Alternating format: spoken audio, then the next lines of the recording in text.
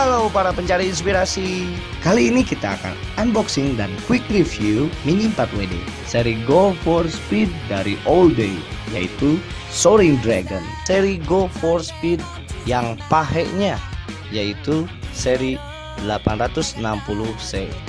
Ya, setahu saya ini sih Mini 4WD yang paling pahe di antara seri Go for Speed rakit yang lain. Oke, kita langsung lanjut ke unboxing, kemudian quick review. Nah, ini dia. Di dalamnya kita mendapatkan body yang sudah dapat detailing loh.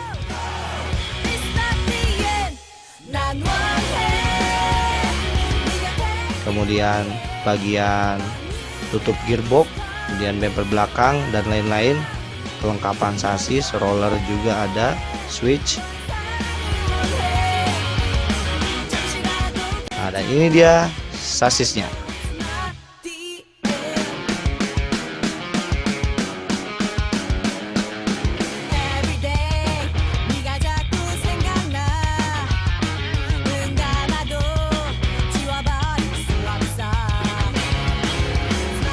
Kita juga dapat ban dengan diameter kecil, dan ini dia juga velgnya, sama juga dengan ukuran diameter kecil tentunya.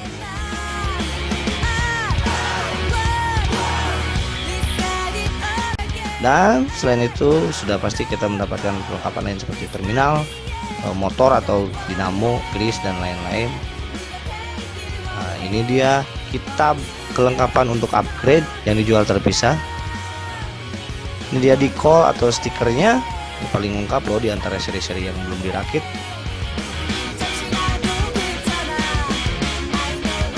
Dan yang terakhir adalah manualnya untuk cara pemasangan. Kita juga dapat kupon untuk lomba, tapi sayangnya sudah tidak berlaku.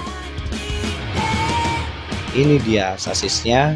Sayangnya untuk tipe sasisnya tidak tertera ya namanya. Jadi saya kurang tahu ini namanya sasis apa ya. Mungkin teman-teman ada yang tahu bisa komen di bawah ya, sambil kita sharing-sharing ilmu. Tapi kalau dilihat menurut saya yang awam, secara sekilas sasis ini mirip perpaduan antara VS sasis dan TZ sasisnya punya Tamiya ya. Jika dilihat sekilas, bahan dan kekuatan sasisnya kayaknya sih kuat banget, kekar.